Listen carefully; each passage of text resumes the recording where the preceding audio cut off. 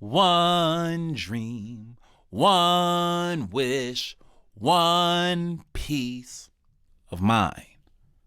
A podcast hosted by Neko White about One Piece by Ichiro Oda on Paper House Network.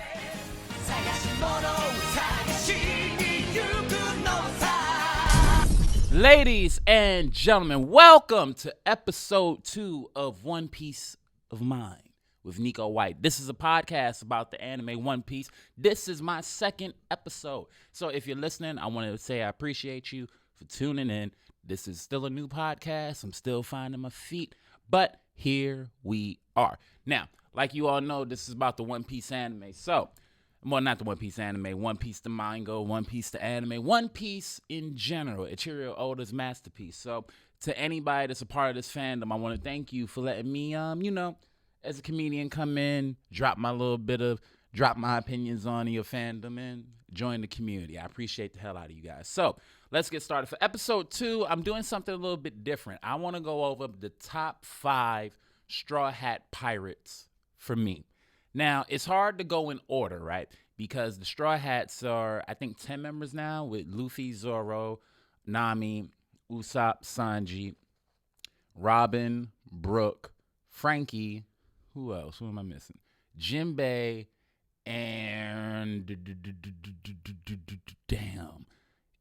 and Chopper. Boom. So it's 10. I'm going to pick my top 5 Straw Hat Pirates. So, first and foremost, I have to go with Smoke Sanji. Now, I know that the fandom is pretty high on Sanji. I know he's still one of the most popular characters, but for me, Sanji might be my favorite Straw Hat right now. And the reason being is because Sanji, unlike Zoro, who gets a lot of credit for all the sacrifices he makes for the crew, Sanji, I feel, doesn't get enough credit for the sacrifice that not only he makes for the crew, but for everybody individually. The one thing about the confrontation with Kuma back at Thriller Bark, for me, the moment when Zoro asked Kuma to take his life and take his head instead of Luffy's, that's a big moment for me. That's a big moment for everybody on the crew. I mean, anybody that watches One Piece. But for me, what made that even more impactful was Sanji coming up to take Zoro's place for Kuma's punishment. The reason being is because it goes to show you that Sanji, even though he's a part of the Monster Trio, he cares about Zoro's dream and Luffy's dream and the crew more so than he cares about his own thing. Sanji, as a matter of fact, has sacrificed himself almost more times than Zoro has, in my own personal opinion. He did it in Thriller Bark. Zoro, of course, knocked him out before he could take Luffy's pain. But he did it at Thriller Bark. He also did it in Whole Cake Island. Now, Whole Cake Island was an amazing arc to me. A lot of people give Whole Cake Island shit because they say that the pacing is out of whack. I don't necessarily agree, because the one thing about Whole Cake Island is that it took you deep into the grayness that Oda thrives in. Because Whole Cake Island isn't a black and white arc. A black and white arc is usually when you can see the end in the beginning. You already know how it's going to end. So usually Luffy already knows who he's going to fight. We know who he's going to fight. Something happens. He ends up fighting that person. He wins. He leaves. That's not what Whole Cake Island is at all. The whole arc is mysterious. And it makes you really have to think to yourself. The moment when Sanji and Luffy met up after Luffy's fight with Cracker, after Nami and Luffy's fight with Cracker, I thought to myself that that's probably one of the most impactful scenes that the show has ever had, that the manga has ever had, because it shows you just how deep Sanji is willing to take his sacrifice. He took his sacrifice so far that he was willing to raise a hand, or in his case, a foot against Luffy. And to me, that's a lot more potent than people gave it credit for, because Sanji's heart was breaking that whole time. And Luffy, like I said in the first episode, Luffy recognizes stuff like that. So to see Luffy truly, truly understand his crewmate when nobody else did, even Nami was ready to throw Sanji away after that fight was over. Because Nami saw it as, you really hurt Luffy, as she should have. You really hurt Luffy. You really did your best to hurt Luffy. And I think he actually made Nami, Sanji did, actually made Nami believe that he was done with the crew. Luffy, on the other hand, completely knew it was bullshit.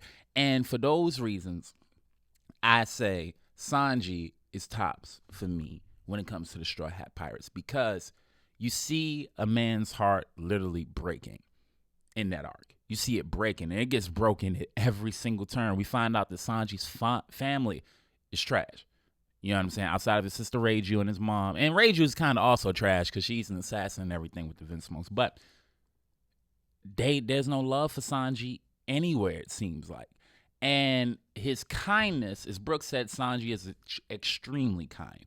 His kindness is what keeps him in the game, and his kindness is the thing that he keeps fighting, because his kindness won't let him leave his family. His kindness is what's making him go against Luffy, because he doesn't want the Straw Hats to get caught up in all of this. And more so, he doesn't want to step in the way of Luffy's dream, because if Sanji joins the Big Mom Pirates as a member of Luffy's crew, Luffy becomes subordinate. He knows that Luffy would never fucking go for that. So he gives up everything, goes to Whole Cake Island, fights Luffy, only then to find out, after Luffy says this, when Luffy says, without you, I can't become king of the pirates.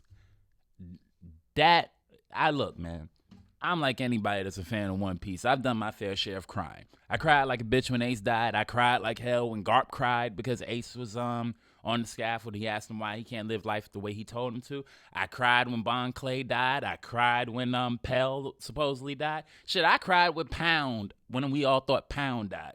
But when Luffy told Sanji, I can't be king of the pirates without you, that shit shattered me. You know what I'm saying? I don't do live reactions yet, and maybe I should start. But I was in the house like, because it showed, in my opinion, that Sanji had almost no way out.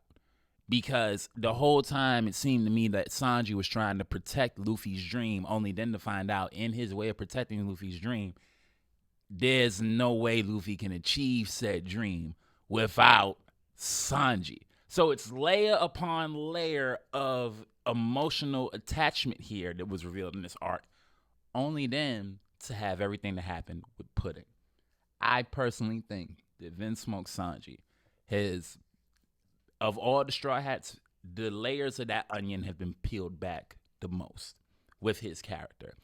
Almost so much so that it's kind of scary, to where, I try not to see death flags for people, but if I had to pick any one Straw Hat that might not make it out of Wano, it might be Sanji. But don't tell nobody that. That's just what I think. But Sanji, for me, I'm putting him in first place. I probably shouldn't do that. I probably should just go top 5 and not name in order. But fuck it, y'all. This is one piece of mine, okay? So this is only a piece of my mind. Feel free to tell me yours. So I'm putting Sanji as number 1 for me. The second Straw Hat, number 2, in my opinion, just for as my favorites. This is hard, but I'm going to go with Nami.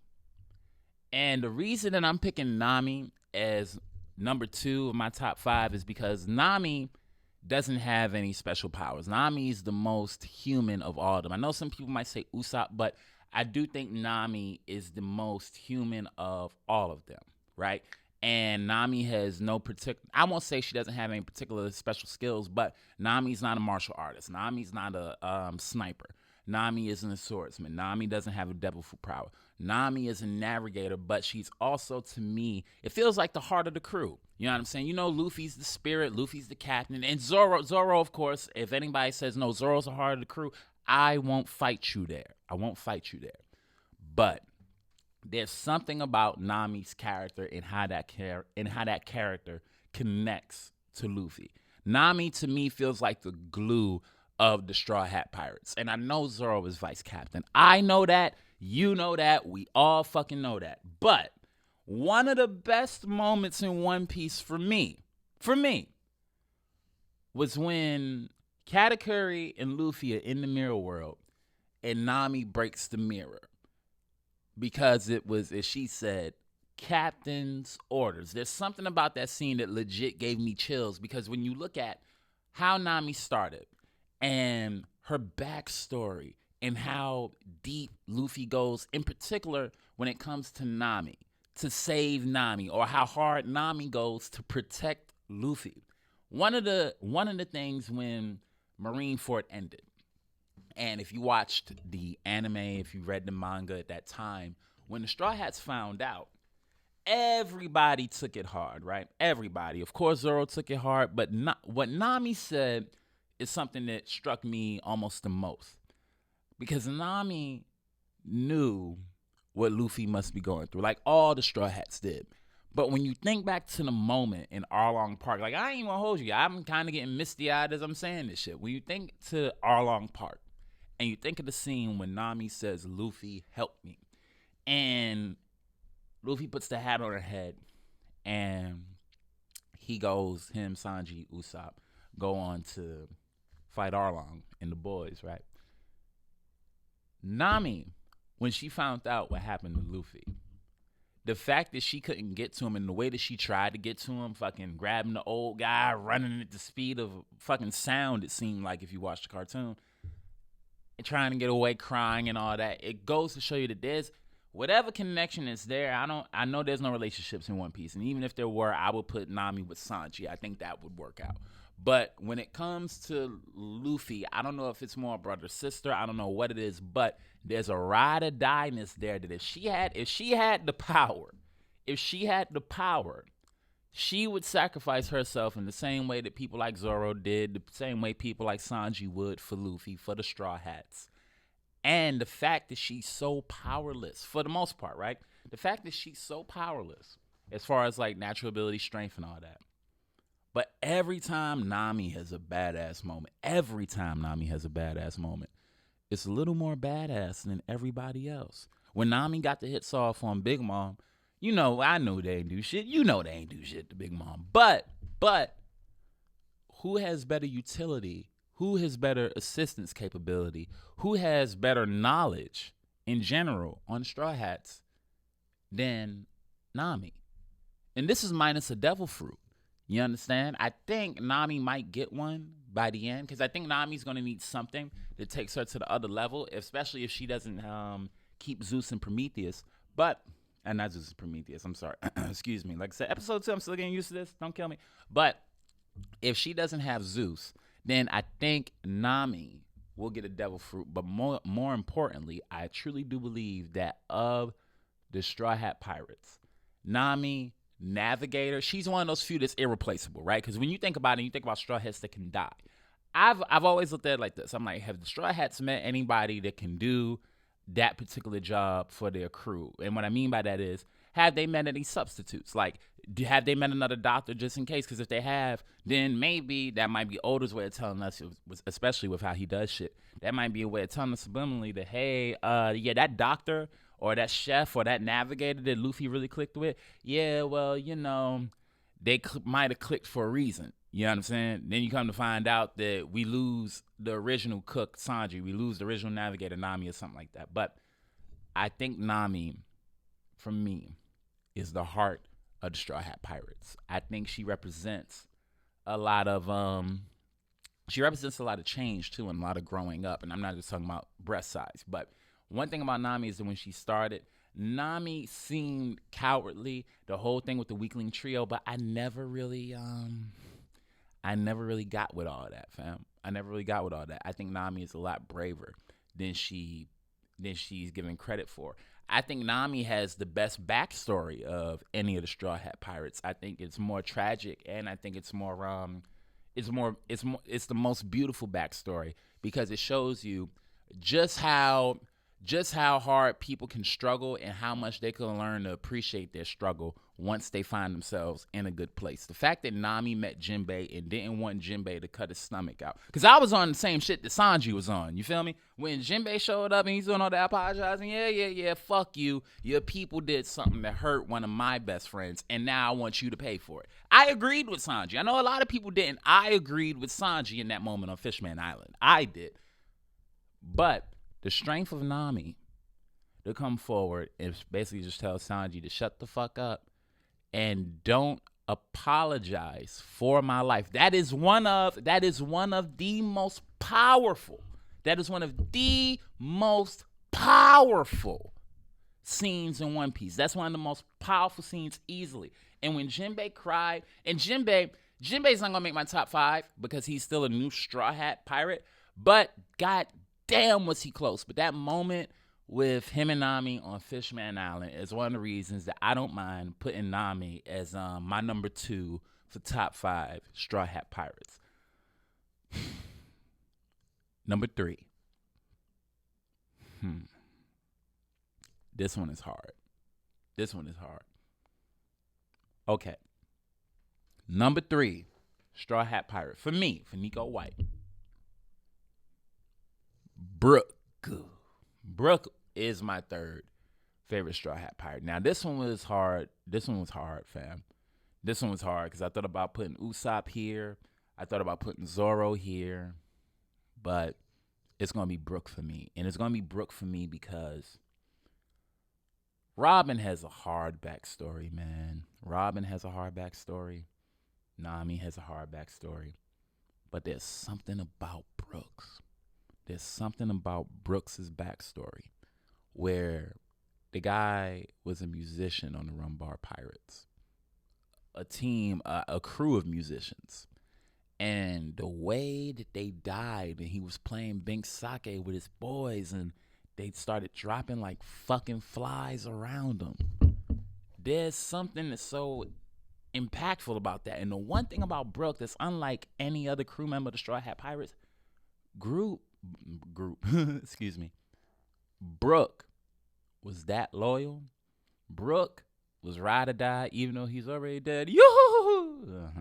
But Brooke was ready to go the extra mile for Luffy almost immediately. And I don't know if I can say the same was true for Zoro, for Sanji, for Nami. I think everybody else had to kind of grow into that position, right? They had to grow into being willing to do that for Luffy. They had to be convinced first, right? But when you think about it, Brooke was just convinced almost immediately because it wasn't like it was Luffy that got Brooke's shadow back. You know what I'm saying? That was Zoro. But Brooks, let me get my words. I get so excited for this shit that I jam myself up. Brooks' devotion towards Luffy and the Straw Hat crew, considering the amount of time that he's had there, and considering the amount of time he's been around, his experience is crazy, man. When he did the concert, and you know what? No, I'm skipping shit. Wait, hold on. Let me go back.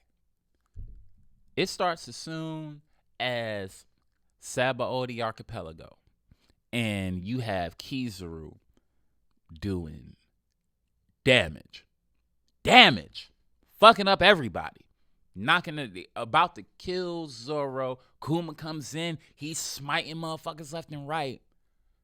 Brooke is the newest member of the Straw Hats at that time, was ready to serve himself up on the platter for everybody else, whether it was Zoro when he was trying to save Zoro and Usopp. When you go into later arcs, and again, I'm a sucker for great speeches in One Piece, man.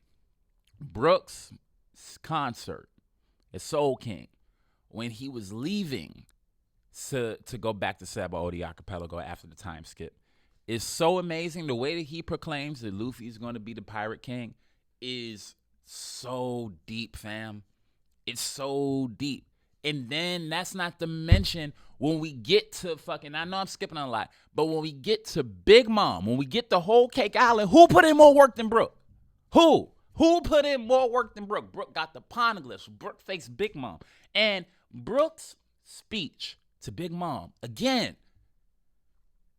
Understanding. Dude understood. And this is one of the things Oda uses Brooke for a lot. Brooke got to see and got to hear about what happened with Zoro, right?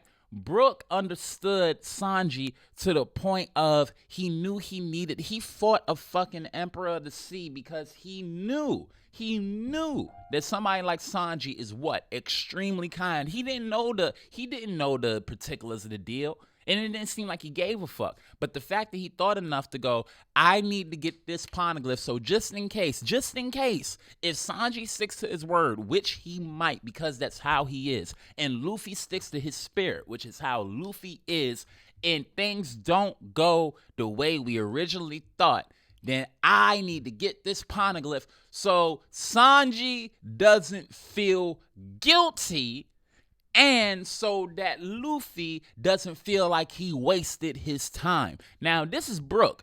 And Brooke, it might be, I have him right at that mid-level of power as far as the Straw Hats are concerned. He's right above Robin, because I just don't know if Robin can hold Brooke down, because I know if you cut off like her arms and all that shit while she's holding you, I think she feels a little pain. So because of that, I have him just right above her in that like mid-tier of the Straw Hat Pirates, but it's still decently high up. Having said that, that's the badassness of Brooke, y'all. He said that shit in front of Big Mom, who is not to be played with, as we, and as he soon found out. But Brooke is also probably the most effective Straw Hat outside of Frankie. Most effective. Frankie, if you need something built, it's already built. I think Sunny is Pluton, but that's just me. Or if it's not Pluton already, it's going to be Pluton, because Frankie knows how to build Pluton, and why would the fuck he not make his shit whatever. Again, y'all, this is only episode 2. I'm going to have a lot more streamlined shit come episode 3, I promise. But till then, we vibing. One Piece of Mind with Neko White. Let me hit the panel real quick. Damn right. So now, back to Brooke. One of the reasons that Brooke is tops for me, and why I put him in this high as number 3 of my top 5, is again because he's so willing to sacrifice. And there's not a time. Brooke is never a liability.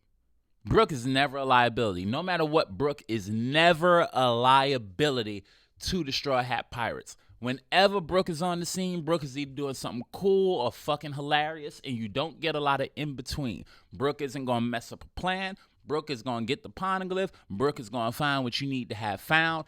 And when it's time for action, Brooke is going to take action. Because if Brooke was stronger, think about it. If Brooke was stronger, he goes for the gusto quick. Whenever he's battling, whoever he's battling, Brooke goes for the kill. And that's another thing I like about Brooke. He brings kind of that more adult aesthetic to the group. That vibe of, no, Brooke might kill you. And all his attacks are fucking brutal. Cutting niggas down the spine is not, oh, by the way, in case you didn't notice, I'm black. I can say and use the N-word as a please. I don't want anybody, writing motherfuckers like, what's it? And I say whatever the fuck I want. One Piece of Mind. The podcast. Yeah, I be having to breathe. I get too passionate.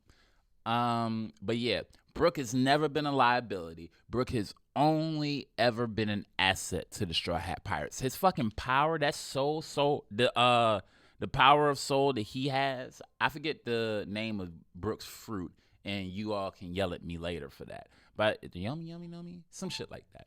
But the power that Brooke possesses over his spirit, I think, is something that's going to be explored a lot more too, when it comes to hockey and things like that. Brooke, I see Brooke going forward as being one of the top utility characters for Luffy. You know what I'm saying? And I think Brooke is going to find all the poneglyphs. There's a poneglyph to be found. I think Brooke is going to come across it. When it comes to diversity of skill, Brooke is great with speed. Brooke is great at espionage. Brooke is great at surveillance. In fact, one of Luffy's top squad should just be not Luffy. It should be Sanji, Brooke, and Robin. When it comes to just information gap, and Nami. Sanji, Brooke, Nami, and Robin. That's his espionage squad, fam. Because I know a lot of people are under the impression that somebody's going to take Robin and all that stuff. They might just kidnap Robin. I believe Robin might get kidnapped. But here's something I also believe. Y'all have to consider Robin's powers. And you have to consider that Robin is no fucking pushover. There's a reason why Aokiji told people, yo, Robin could have got away from CP9 if she would have tried just on her own. You know what I'm saying? He fully believed that. So I think that if Robin does get captured by another pirate crew, whether it's Blackbeard, whether it's Big Mom and Kaido's new alliance, if Robin gets captured, I think that Robin and Brooke, and I really do believe it'll be Robin and Brooke, that keep Robin under, what's the word I'm looking for? Hold on, let me go back a little bit. I want to make this make sense. I'm sorry I get real passionate and I start talking really fucking fast about the stuff. But I think that if Robin gets kidnapped, I think Robin will let herself get kidnapped. And I can see Brooke going full spirit form and following Robin around. That's just what I see happening. I know y'all might think that's headcanon because it is fucking headcanon, but this is a podcast about that stuff, basically. So that's what I'm thinking. So again, Brooke can travel through most barriers with his soul powers. You know what I'm saying? He's a great nag for people like Big Mom, at least on the lower levels, being able to manipulate soul. And I wonder what he's going to be able to do with that power as things move on. Because that shit is broken as it is. It's broken as it is. And if Brooke starts to master hockey, because here's something else. I think Brooke should just have the best, or not the best, but if he masters armament hockey, I don't need Brooke to have observation. If he masters armament hockey, we have a monster on our hands. A full, cold-blooded, singing monster. If Brooke masters observation hockey. So I hope that's something that happens. And for me, because he broke the picture of Mama Caramel like a fucking gangster, because he took the poneglyph like a fucking gangster, and because he stood up to Big Mom like a fucking gangster, I'm making Soul King Brooke number 3 of my top 5 Straw Hat Pirates. Yo-ho-ho-ho. Now, number 4. My 4th favorite Straw Hat Pirate.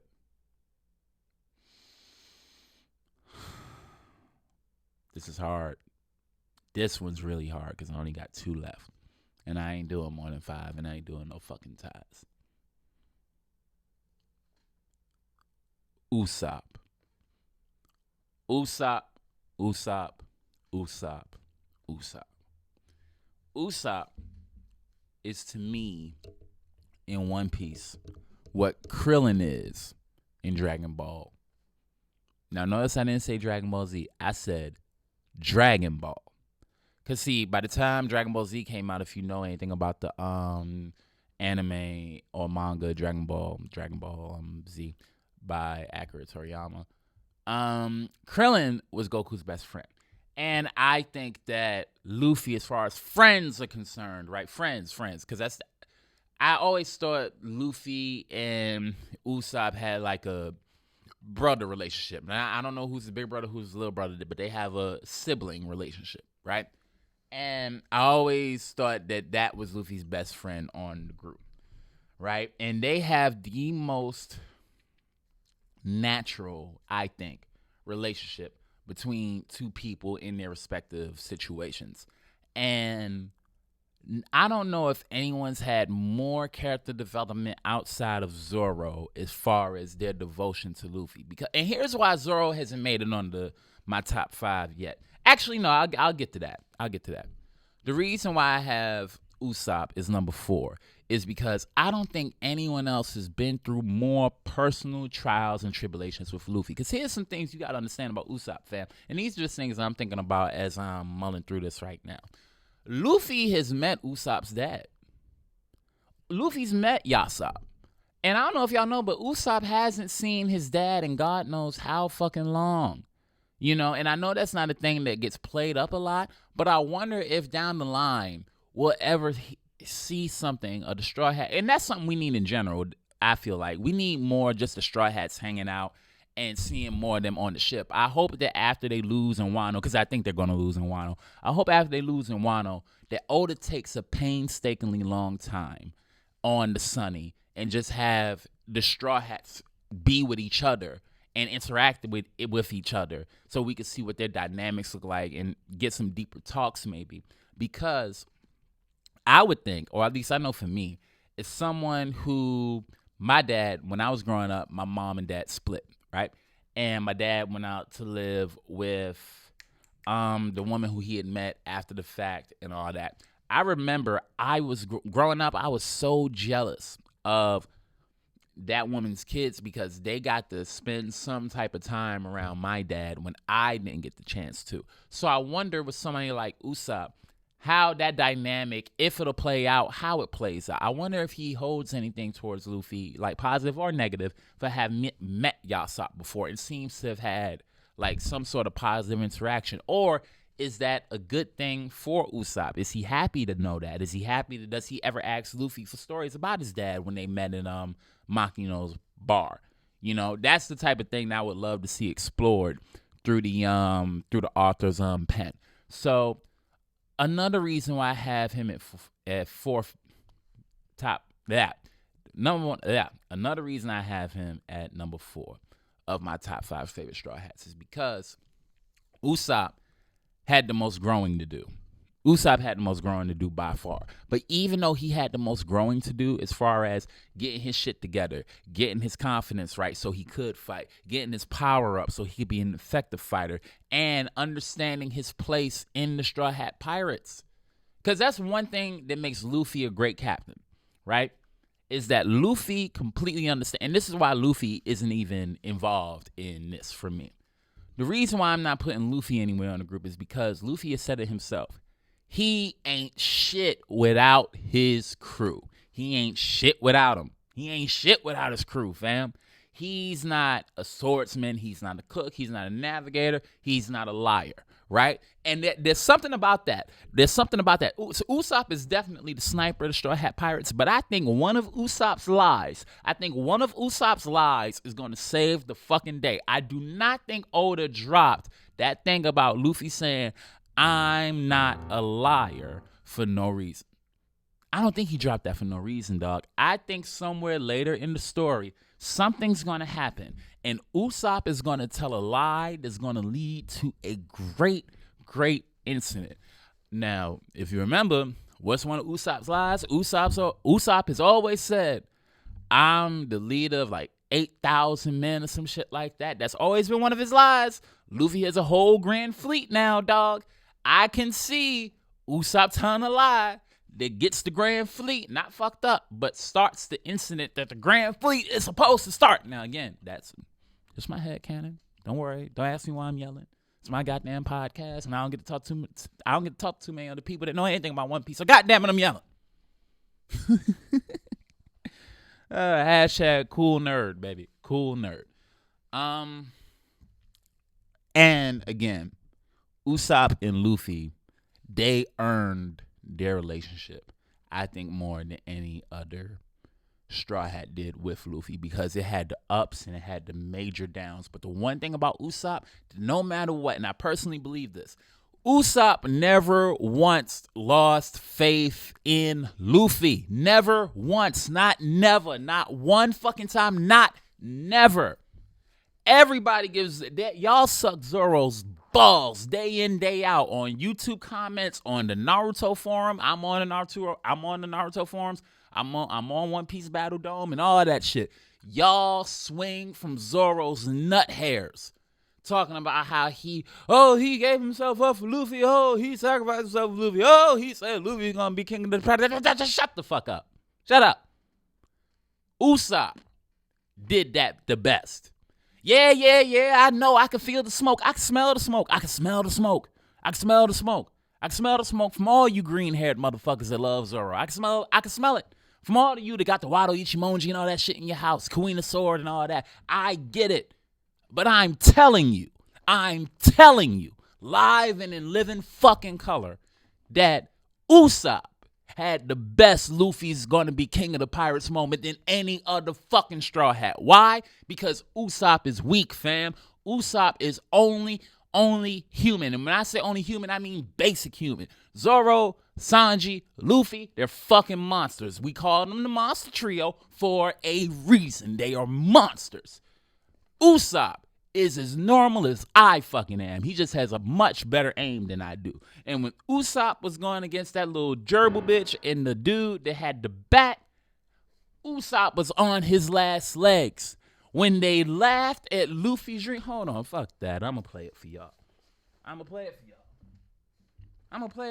Because see, sometimes y'all be acting like people be acting like I'm crazy. You know what I'm saying? People act like I'm crazy, and I want you to hear me type it in. Usopp speech about Luffy. Now, where I am here in the Pinch Recording Studio. Shout out to Pinch Recording Studios, by the way, ladies and gentlemen, for helping to make sure that the One Piece. Damn, what is the title of my podcast? I'm trying to think of what's better. I'm trying to think if One Piece of Mind is better or One Piece of My Mind. I'm going to go with One Piece of Mind for the title of the podcast just because it's a couple less words. Just for me. So, Usopp, Luffy will become king of the pirates. So, this is back, way back in the beginning, right? I don't even think they hadn't, so they start laughing at Luffy's dream. Usopp says, there comes a time when a man will not run from a fight.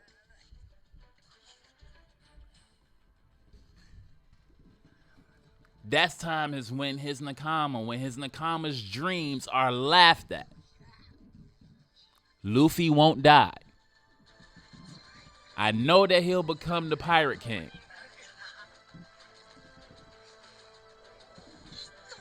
I know he will. And I won't let you laugh at that. Listen to me. That shit gives me chills. I know what Zoro said, and fuck all that shit. That one's the one that gives me chills. Because Usopp isn't indestructible. Usopp isn't tough. Usopp is definitely mortal. Can and will probably definitely die. But the fact that he stood up for Luffy like that on some gangster shit, and if you remember when Usopp was going against Kuro and all of that, and they laughed at Usopp, how ape Luffy went, Usopp doesn't have the power to pick up some boulders and smash on motherfuckers like Luffy did. However, Usopp does have the capability to do exactly what he did, and that's nut up him and Chopper, who was a new member of the crew at the time. Him and Chopper, they nut up and they beat the Gopher Lady and the dude with the 4-ton bat. I forget their name because they're not fucking important. I'm talking about Sniper King here. Then when you move forward and you go to Water 7 and you go to his fight with Luffy, you can't tell me that you didn't shed tears. And when I watched that one, I shed man tears watching that shit. And I hated Zoro. That whole arc, I hated Zoro. You want to know why? I thought Zoro was the most heartless of the whole fucking crew for that whole arc. I'm gonna get to that later. I'm skipping. I'm sorry.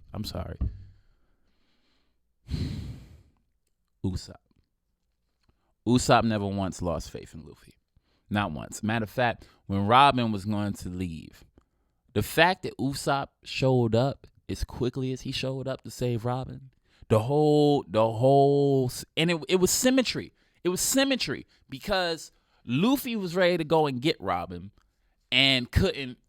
Usopp, after not being with the Straw Hats and after everything he had just went through, he had just got fucked up by the Frankie family, dog. And Usopp was ready to go. Go get baby girl back. He never once stopped believing in Luffy. They just had a fucking fight. All right? They just had a fight. It got out of hand and it was a lot. But it was supposed to be a lot. Because again, Usopp is human. Everything that happened with Usopp is very, very human, dog. You forget, the Mary was his ship. Okay? That came from his island. He should have been just as mad as he was.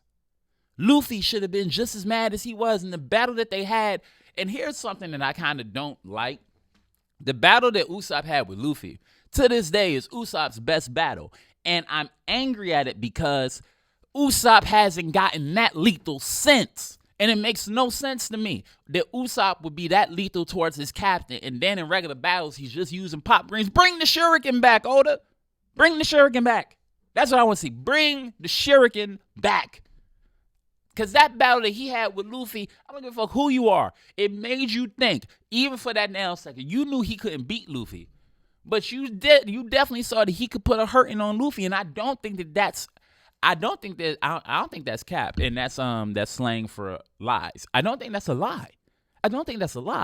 I think Usopp can, and if he had to, would put up a decent fight against any base form Luffy. And if Usopp goes forward with his like hockey development and all of that, similar in how other parts of the crew has, I think Usopp with full prep time gives a lot of the Straw Hat Pirates, and I mean a lot of them, a run for their fucking money, dog. A lot of them. Maybe not his hardest opponents with prep time would probably be somebody like Frankie, maybe Robin. But I think he gives the monster trio, and I know a lot of people are going to disagree, and we can talk about it somewhere. I'd even be down to have you on the podcast to yell about it.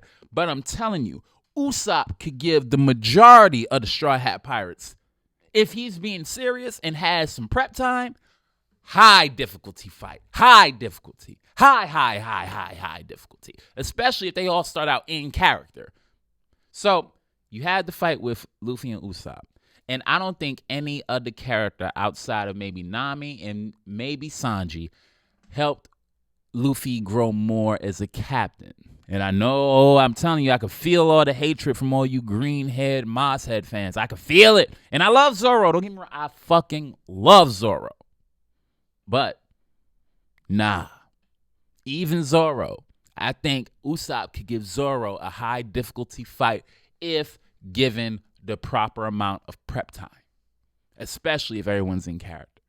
So for me, I think Usopp represents everything right about the evolution of a Straw Hat Pirate, from how you start to what you end up being.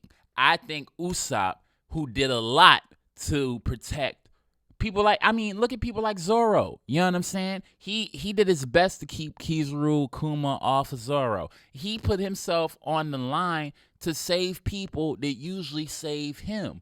Usopp cares so much about that fucking crew, man. And he cares so much about Luffy. I think if any of the Straw Hats had to die for Luffy, and I mean die for real for Luffy, I think it'll be Usopp, man. I think it'll be Usopp, dog. I'm going to an honorable mention right quick before I name my my top 5 Straw Hats. The honorable mention here is going to go to Chopper, yo. Chopper, who's kind of our like little forgotten buddy. But man, the devotion that Chopper has for the crew, the whole thing when Chopper was saying that he'll become a real monster if he needs to for Luffy. I don't think that one hit people as hard as it fucking should have, man. I don't think that one hit people as hard as it should have, because that was a sick line when Chopper said, if it means it can help Luffy, I'll become a real monster. I want to see what that looks like. I want that in Wano. I hope all the Straw Hats have a big moment, man. I want Chopper to really fuck shit up this arc, and I want Chopper to start learning hockey. I need somebody to start coming in to train the Straw Hats in hockey. I hope it's Garp, but yeah, fine. That's not what this video is about.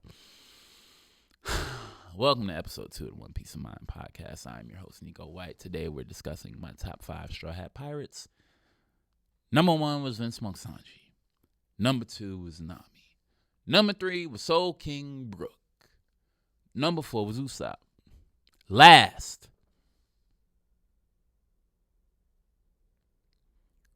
Roronoa Zoro. Roronoa Zoro is my 5th favorite Straw Hat. Why? Because he's fucking annoying. I love Zoro. But Zoro is really annoying, especially when it comes to things like, I hated Zoro, like I was saying earlier in that Water 7 arc, because of his reaction to Usopp. It pissed me off because Zoro, of all people, should have been able, as vice captain, to understand what was going on. Now, y'all might be wondering, Neko, is that a piano that I'm hearing in the background? Yes, I'm recording this at the recording studio. My laptop is on top of the camera, and damn it, I get angry sometimes, and I bang my fists on things. So y'all might hear instruments go off every now and again. What other One Piece podcast you know got this in the background? Huh? So, having said that, right?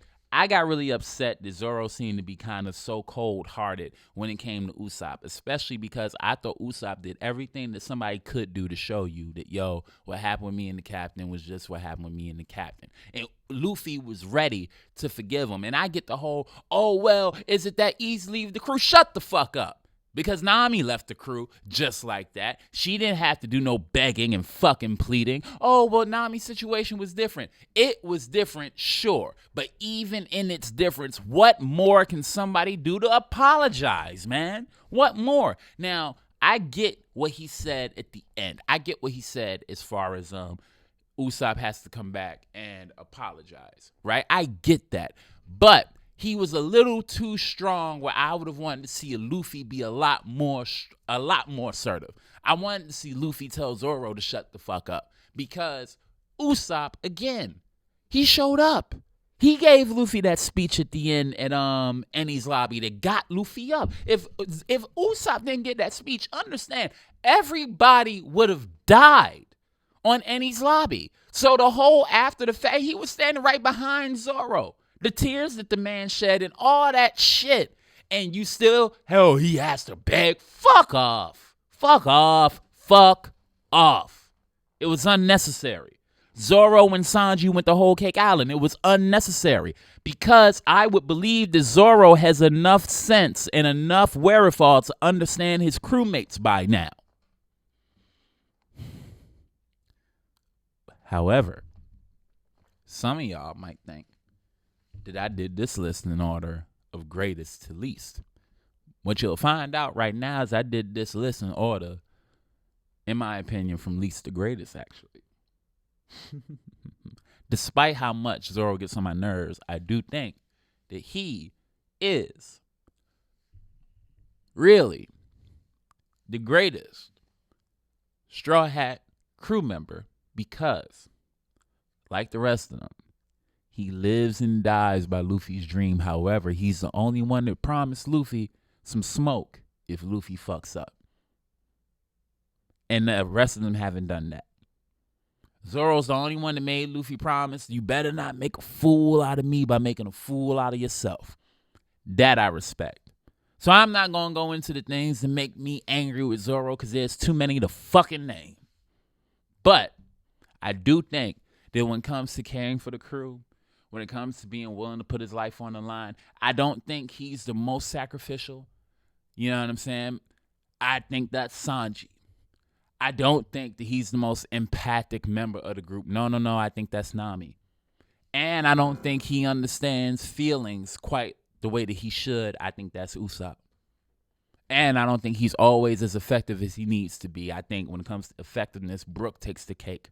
Robin's up there too, but I think Brooke takes the cake. But when you talk about soul, you talk about spirit, man, this nigga Zoro is as deep as a Martin Luther King speech, man. It's a deep guy. It's a real deep guy. Because his dreams are big, too. His dreams are big, bruh. He was ready to throw all that shit away if it would save his captain. Zoro doesn't get enough moments for me to, emotional. You know what I'm saying? Zoro doesn't cry a lot, and all the other characters I've mentioned, as you notice, have cried their asses off. But I think that's coming. And I think there's a softening that needs to happen with Zoro as far as his other crew members are concerned. I think he needs to understand that the way that he feels about honor kind of needs to be, I need to see that get tested. I need to see Zoro have to be forced to do something dishonorable, something against his code. Because so far, all he's ever been willing to give up was his life. And that's too simple for me, man. I need him to have a moment like Sanji did where it's not that easy. I need him to have a moment like Usopp had where it's not that easy.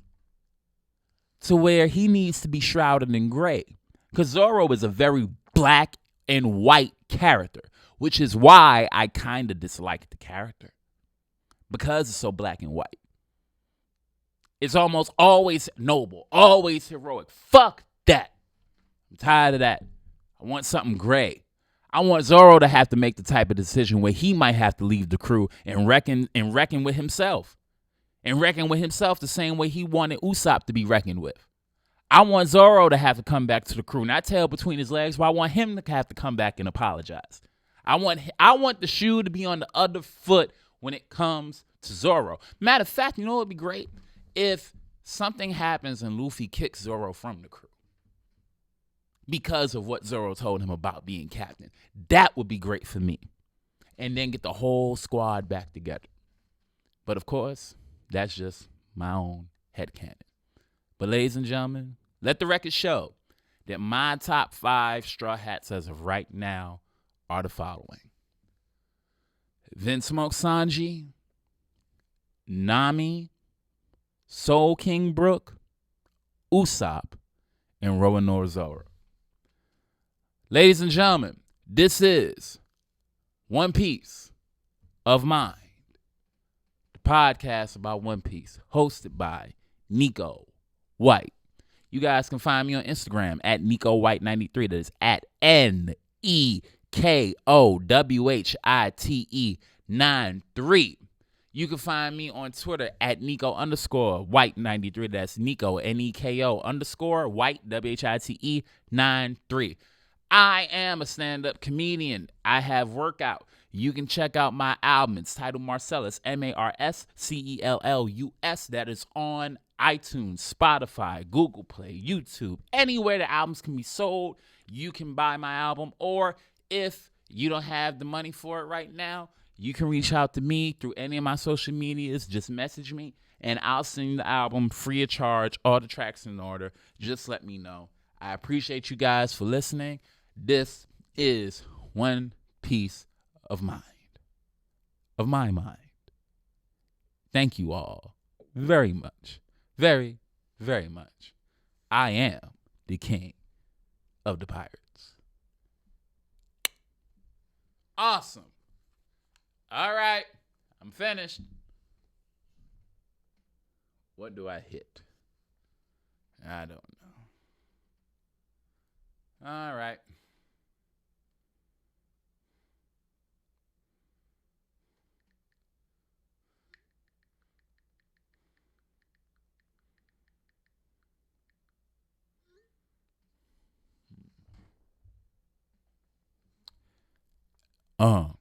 Now I feel like a rapper because now I'm just stuck at the B-sides. Don't worry, y'all. The podcast is done. I just don't know which button to press to get me out of here. So,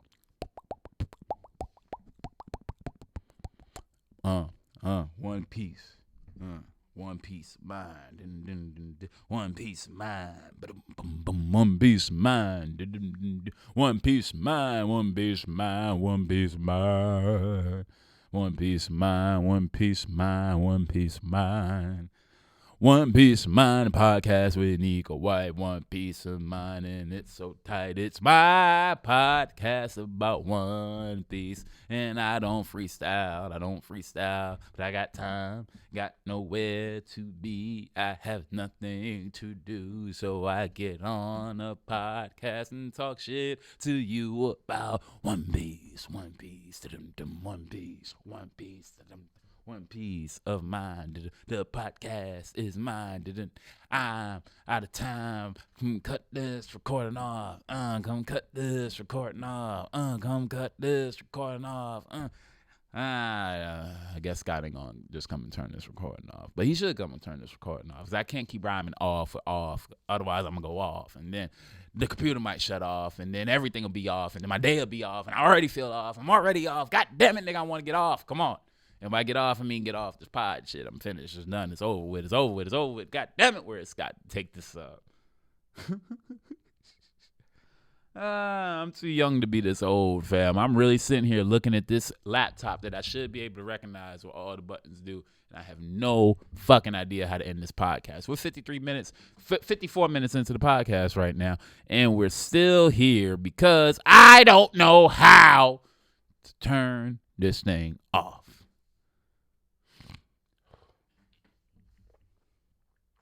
Do do do do.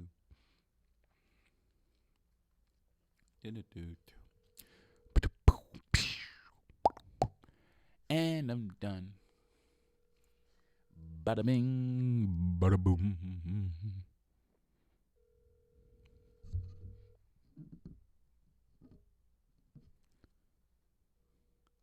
Well, ladies and gentlemen, that's the podcast. 54 minutes, 44 seconds, 45, 46, 47, 48, 49.